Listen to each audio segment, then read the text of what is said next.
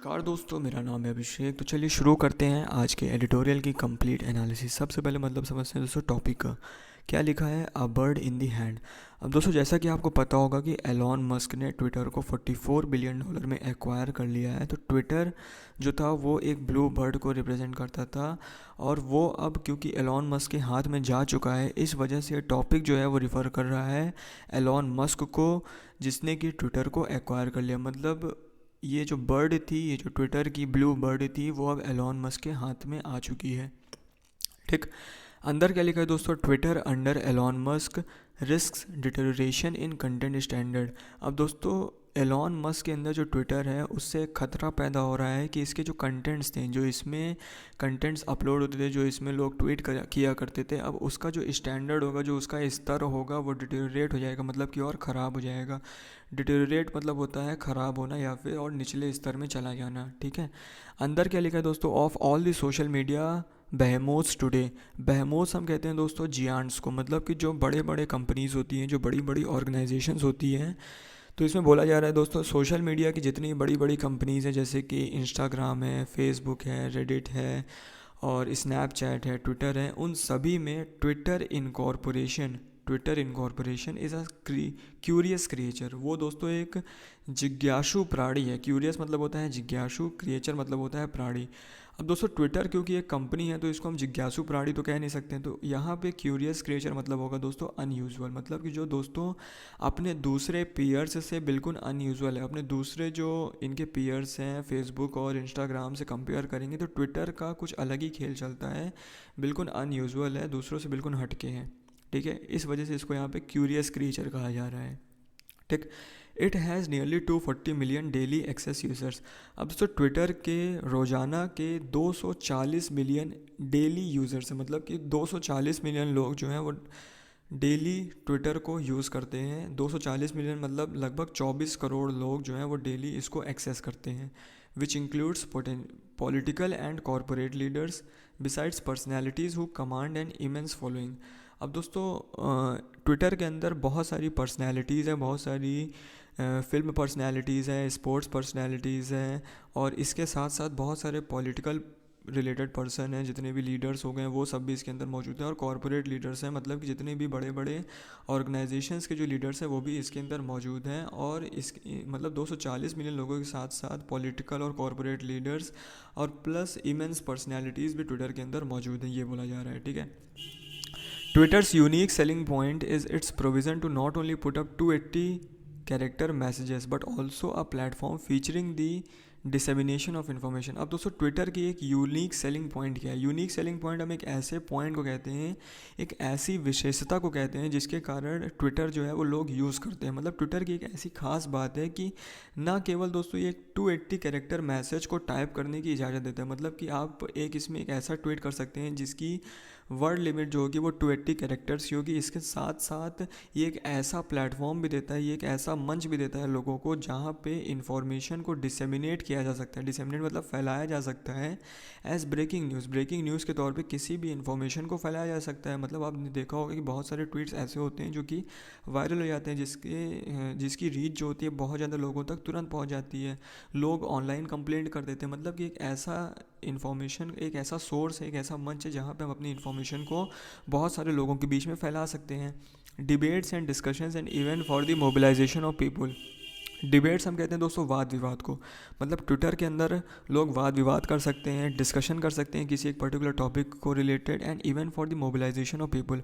Mobilisation मतलब होता है दोस्तों लोगों को इकट्ठा करना, लोगों को जुटाना। किसी एक पर्टिकुलर पॉइंट को लेके लोगों को हम यहाँ पे जुटा सकते हैं, इकट्ठा कर सकते हैं। ठीक है। Yet financially Twitter has posted losses in 8 out of last 7 years. लेकिन दोस्तों फाइनेंशियली देखा जाए तो ट्विटर का पिछले 10 सालों में से 8 सालों में घाटा देखने को मिला। मतलब पिछले 10 सालों में से इसने 8 साल घाटे में बिताए हैं, with its market value never managing to reach the heights of peers such as Metas, Facebook and Instagram और इवन द टिकटॉक। और दोस्तों हैरान करने वाली बात तो ये है कि इसकी मार्केट वैल्यू जो है वो आज तक इसके पीयर्स, मतलब कि इसके साथी जैसे कि फेसबुक हो गए और इंस्टाग्राम हो गए, इनकी मार्केट वैल्यू तक इसके आसपास भी आज तक नहीं पहुंची है। ठीक है। और इवन टिकटॉक की मार्केट वैल्यू के आसपास भी आज तक ट्विटर की मार्केट वैल्यू नहीं पहुंची है। तो इससे हम देख सकते हैं दोस्तों कि ट्विटर जो है वो एक लॉस मेकिंग कंपनी है और प्लस इसकी मार्केट वैल्यू जो है वो बहुत डाउन चलती है, ठीक है। By selling the company to the world's richest man, अब दोस्तों कंपनी को विश्व के सबसे अमीर आदमी को बेचने के बाद, विश्व का सबसे अमीर आदमी कौन है, Elon Musk, for a whopping $44 billion, $244 billion के लार्ज अमाउंट में ट्विटर को बेच दिया गया है एलॉन मस्क को। अब दोस्तों $44 बिलियन एक बहुत लार्ज अमाउंट होता है, क्योंकि अगर हम इसको कंपेयर करें दोस्तों, नेपाल की जीडीपी $40 बिलियन है, मतलब कि उससे भी एक ज़्यादा अमाउंट में ट्विटर को एलॉन मस्क ने खरीद लिया है। आफ्टर अ फ्यू सेनानिगन्स, अब सेनानिगन्स हम कहते हैं छल या फिर धोखाधड़ी के बाद, मतलब एलॉन मस्क ने कुछ धोखाधड़ी के बाद इसको $44 बिलियन का खरीद लिया। धोखाधड़ी हम यहाँ पे किस चीज़ के लिए रिफ़र करेंगे, क्योंकि दोस्तों आपको पता होगा कि इसके पहले भी एक बार एलॉन मस्क ने ट्विटर को एक्वायर करने के लिए ट्वीट किया था, मन बनाया था, लेकिन दोस्तों बाद में उसने इसको एक्वायर करने से बिल्कुल मना कर दिया, बोला कि मैं इसको एक्वायर नहीं करूँगा। और इससे रिलेटेड दोस्तों एलॉन मस्क और ट्विटर के मालिक के बीच में बहुत ज़्यादा फाइट देखने को मिली थी, सुप्रीम कोर्ट तक ये मामला चला गया था, मतलब कि बहुत सारे छल वगैरह के बाद अब फाइनली दोस्तों एलॉन मस्क ने $44 बिलियन के वॉपिंग अमाउंट में, बहुत ज़्यादा लार्ज अमाउंट में ट्विटर को एक्वायर कर लिया है, ठीक। ट्विटर से share holders finally made a killing, अब दोस्तों ट्विटर के जो शेयर होल्डर्स हैं, जो इसके दोस्तों शेयर धारक हैं, उन्होंने फाइनली एक किलिंग कर ली है। किलिंग यहाँ पे रिफ़र करें दोस्तों, उन्होंने फाइनली कुछ अच्छा अचीव कर लिया, क्योंकि उनके जो शेयर्स हैं वो लार्जर अमाउंट में उन्होंने बेच पाए हैं, ठीक है, क्योंकि ट्विटर को एलॉन मस्क ने ख़रीद लिया है। अब ट्विटर के जो शेयर होल्डर्स रहे होंगे, उन्होंने फाइनली अपने शेयर्स को लार्ज अमाउंट में बेच दिया है, ठीक। Even as Mister Musk in his first post acquisition actions, अब दोस्तों मिस्टर मस्क ने तुरंत इसको अधिग्रहण करने के बाद, एक्विजिशन मतलब होता है किसी चीज़ को अपने अंडर में लाना, अधिग्रहण करने के बाद जो उसका पहला एक्शन था, मिस्टर मस्क का जो पहला एक्शन था, उनका जो पहला मूव था वो ये था कि he fired some top executive, उन्होंने कुछ टॉप एग्जीक्यूटिव्स को फायर कर दिया। दोस्तों बहुत सारी रिपोर्ट्स के अनुसार ये बताया जा रहा है कि मिस्टर मस्क ने जो ट्विटर के सीईओ थे, जो कि इंडियन ओरिजिन के पराग अग्रवाल जी थे, उनको ही फायर कर दिया है, उनको ही अपनी कुर्सी से भगा दिया है, ठीक है। But the question on everyone's mind is about what might happen to the platform, लेकिन दोस्तों हर लोग के मन में ये क्वेश्चन है, हर लोगों के मन में ये सवाल खड़ा हो रहा है कि इस प्लेटफॉर्म को क्या होगा, जो कि अब एक मैवरिक ओनर के अंदर आ चुका है। मैवरिक मतलब कि मनमौजी, मतलब एलॉन मस्क एक ऐसे आदमी हैं जो बिल्कुल मनमौजी हैं, अपने मन से कुछ भी कर देते हैं, कुछ भी ट्वीट कर देते हैं, किसी के भी पक्ष में चले जाते हैं। तो तो लोगों के मन में ये सवाल उठ रहा है कि दोस्तों एक ऐसे ओनर के अंदर आने के बाद ट्विटर, जो कि एक फ्री स्पीच का व्हीकल था, मतलब जहाँ पे लोग फ्री स्पीच देने के लिए आते थे, अब उस प्लेटफॉर्म का क्या होगा, क्या ये वर्स हो जाएगी या फिर क्या ये इम्प्रूव हो जाएगी, ठीक है। तो ये एक सवाल है। Mister Musk who has made most of his money as the owner of electric vehicle company Tesla and space craft and exploration venture SpaceX, अब दोस्तों मिस्टर मस्क जिन्होंने, जो कि विश्व के सबसे अमीर आदमी है, जिन्होंने ज़्यादातर पैसा जो है अपनी इलेक्ट्रिक व्हीकल कंपनी टेस्ला के द्वारा और दोस्तों अपनी स्पेस क्राफ्ट और एक्सप्लोरेशन कंपनी स्पेस एक्स के द्वारा ज़्यादातर अपना पैसा जो है वो कमाया है। वेंचर मतलब होता है कोई भी एक्सपेरिमेंट, मतलब कि स्पेस एक्स नाम की उनकी जो कंपनी थी स्पेस क्राफ्ट और एक्सप्लोरेशन की, उसके द्वारा, और टेस्ला के द्वारा, टेस्ला जो कि उनकी इलेक्ट्रिक व्हीकल कंपनी थी, इससे ज़्यादातर पैसा उन्होंने कमाया है।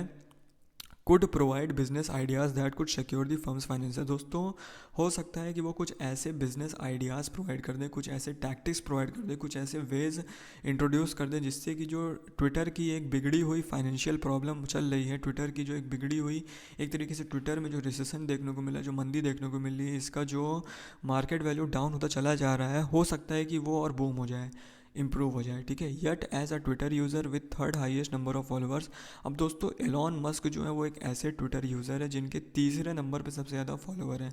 अब दोस्तों आपको पता नहीं होगा तो मैं बता देता हूँ, सबसे पहले नंबर पे जिनके सबसे ज़्यादा फॉलोअर है वो दोस्तों अमेरिका के पूर्व राष्ट्रपति बराक ओबामा है, ठीक है, उनके लगभग 133 मिलियन फॉलोअर्स हैं। उसके बाद दोस्तों एक सिंगर है जिनका नाम है जस्टिन बीबर, उनके सेकेंड नंबर पर सबसे ज़्यादा फॉलोअर जो हैं वो ट्विटर पर हैं, लगभग 113 मिलियन, ठीक है। उसके बाद दोस्तों थर्ड नंबर पे एलॉन मस्क आते हैं, इनके जो फॉलोअर्स की काउंट है वो दोस्तों 110 मिलियन की है, ठीक है, मतलब तीसरे नंबर पे सबसे ज़्यादा फॉलोअर्स जो हैं वो एलॉन मस्क के हैं। He has been prone to erratic outburst, silly posturing and cross remarks and frowning upon regulations by the company of its content in the past, अब दोस्तों इरेटिक आउटबर्स्ट, सिली पॉस्ट्यूरिंग, सिली मतलब होता है दोस्तों एक तरीके से मूर्खतापूर्ण तेवर। पोस्चरिंग मतलब होता है तेवर, सिली मतलब होता है मूर्खतापूर्ण, पोस्चरिंग मतलब होता है तेवर। अपने मूर्खतापूर्ण तेवर और क्रास रिमार्क्स, क्रास रिमार्क्स मतलब होता है फालतू की बयानबाजी, ठीक है। अपने मूर्खतापूर्ण तेवर और फालतू की बयानबाजी एंड फ्राउनिंग अपॉन रेगुलेशन। और दोस्तों ट्विटर की रेगुलेशन के ऊपर बार बार भड़काऊ भाषण देना। फ्राउनिंग मतलब चिल्लाना एक तरीके से, मतलब अपने फालतू की बयानबाजी, अपने मूर्खतापूर्ण तेवर और फालतू की रेगुलेशन से बार बार उलझने की आदत से उनको बार बार इरेटिक आउटबर्स्ट देखने को मिला है। मतलब कि बार बार उनको एक तरीके से अनियमित विद्रोह देखने को मिला है। प्रोन मतलब होता है कोई चीज़ जब बहुत ज़्यादा सेंसिटिव होती है, मतलब वो हमेशा से सेंसिटिव रहे हैं इस आउटबर्स्ट के लिए, ठीक है। कंपनी ऑफ इट्स कंटेंट, ठीक है। Begging the question whether the ownership change will lead to deterioration in the content standard.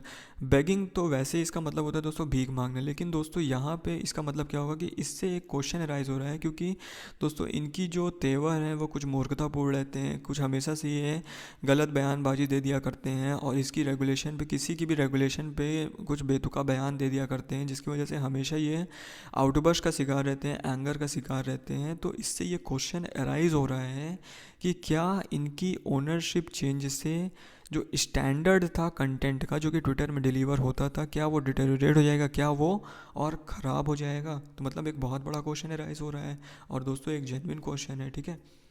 Twitter like other social media Giants. अब दोस्तों ट्विटर जो कि अपने दूसरे सोशल मीडिया जाइंट जैसे कि इंस्टाग्राम है, फेसबुक है, has face difficulties in riding its platform of dish information.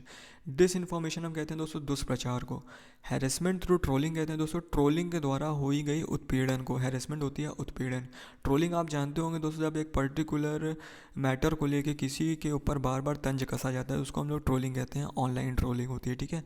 तो ऑनलाइन ट्रोलिंग के द्वारा जो की गई उत्पीड़न है, जो डिस इन्फॉर्मेशन है, जो दुष्प्रचार होता है मतलब गलत इन्फॉर्मेशन का फैलना, हेट स्पीच मतलब कि भड़काऊ भाषण, और कॉल्स फॉर वायलेंस मतलब कि जिस ऐसे भड़काऊ भाषण जिससे दोस्तों वायलेंस होने की उम्मीद होती है। मतलब ऐसे इन सभी चीज़ों से दोस्तों ट्विटर के साथ साथ दूसरे जितने भी सोशल मीडिया जायंट्स हैं वो सब छुटकारा पाना चाहते हैं और ये हमेशा से पाना चाहते हैं, ठीक है।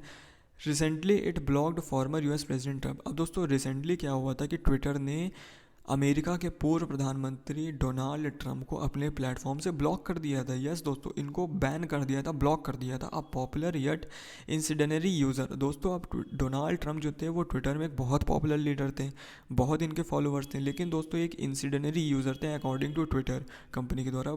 ट्विटर ने ये बोला था कि दोस्तों ये एक इंसिडेनरी यूज़र है। इंसिडेनरी मतलब जो हमेशा से आग फैलाता रहा है, जो हमेशा से भड़काऊ भाषण देता है, ठीक है। And started flagging selected post for misleading content और प्रोपोगेंडा। फ्लैगिंग मतलब होता है ब्लॉक करना या फिर स्टॉप करना, ठीक है। जो कुछ मिसलीडिंग प्रोपोगेंडा होते थे, मिसलीडिंग कंटेंट होते थे जो कि दोस्तों लोगों को भड़का सकते थे, और प्रोपोगेंडा हम कहते हैं जो दोस्तों एक गलत चीज़ जो फैल जाती है ऑनलाइन, वायरल हो जाती है, उसको हमेशा से ट्विटर जो है वो फ्लैग करता आ रहा है। मतलब कि हमेशा से उनके प्रचार को रोकता चला आ रहा है, ठीक है। For Indian users the after mentioned challenges have been exacerbated by the government seeking ways to control content, ठीक है। Scarier proposition through changes to internet intermediary rules. अब दोस्तों इंडिया के केस की अगर हम बात करें तो यहाँ पर गवर्नमेंट जो है वो हमेशा से रूल्स में बदलाव करने की सोचती रही है। वो हमेशा से ये देखती रही कि हम इंटरनेट के कुछ रूल्स को ऐसे बदलाव कर दें जिससे कि हम भी कंटेंट पे ज़्यादा कंट्रोल पा सकें। मतलब जो कंटेंट है उस पर हम ज़्यादा कंट्रोल पा सकें रूल्स में बदलाव करके। और दोस्तों ये एक स्कैरियर मतलब कि एक बहुत ज़्यादा दोस्तों डरावना प्रस्ताव लगता है गवर्नमेंट के द्वारा, ठीक है।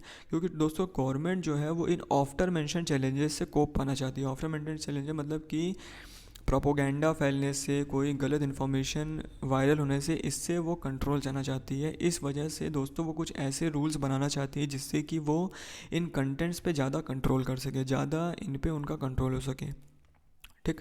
आगे क्या लिखा है दोस्तों, while mister Musk has argued for a freer space. अब दोस्तों मिस्टर मस्क जो है उनका मानना है, उनकी जो डिमांड है कि वो एक फ्री स्पेस चाहते हैं, एक ऐसा प्लेटफॉर्म चाहते हैं जहाँ लोग फ्रीली कुछ भी बोल सकें, कुछ भी लिख सकें, जिसमें रेगुलेशंस बहुत कम हो, ठीक है, जिसमें बहुत कम रेगुलेशंस है, बहुत कम नियंत्रण हो किसी का भी.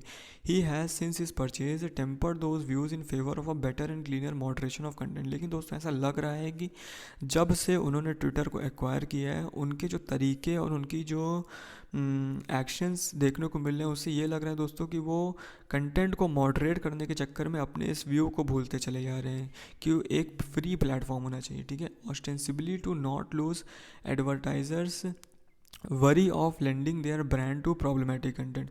ऑस्टेंसिबली मतलब हालांकि, ठीक है, हालांकि क्या है दोस्तों कि जो एलॉन मस्क है वो अपने उन एडवर्टाइज़र्स को लूज़ नहीं करना चाहते हैं जो कि एक ऐसे प्लेटफॉर्म में अपने कंटेंट को लेंड नहीं करना चाहते हैं, मतलब प्रमोट नहीं करना चाहते हैं, जो हमेशा से प्रॉब्लमेटिक है. अब दोस्तों अगर आप अपने आप को एक एडवर्टाइज़र माने, आप अपने ब्रांड को प्रमोट करना चाहते हैं, तो क्या आप एक ऐसे प्लेटफॉर्म में प्रमोट करना चाहेंगे जो कि हमेशा से प्रॉब्लम्स में घिरा रहता है? तो वही बात है दोस्तों, मिस्टर मस्क जो है वो इन एडवर्टाइज़र्स को लूज़ नहीं करना चाहते हैं जो कि अपने ब्रांड को लेके चिंतित हैं. इस वजह से दोस्तों उनका जो एक उनकी जो एक सपना था कि वो एक फ्री स्पेस चाहते हैं, तो वो उस सपने से थोड़ा भटकते नज़र आ रहे हैं, ठीक है. While it remains to be seen if this is merely yet another instance of mister Musk posturing. Posturing मतलब हमने बताया था पहले आपको कि इसको कहते हैं तेवर, ठीक है. हो सकता है दोस्तों ये उनका एक नया तेवर है, या फिर हो सकता है दोस्तों इनके तेवर का ही एक पार्ट हो. The larger question of whether Twitter will remain a relevant brand. अब दोस्तों जो बड़ा क्वेश्चन ये अराइज है कि क्या ट्विटर अभी भी एक रेलिवेंट ब्रांड रहेगा, अभी भी एक ऐसा ब्रांड रहेगा जहाँ पे लोगों का विश्वास हो सकेगा. Will be answered in the manner with the world's richest man.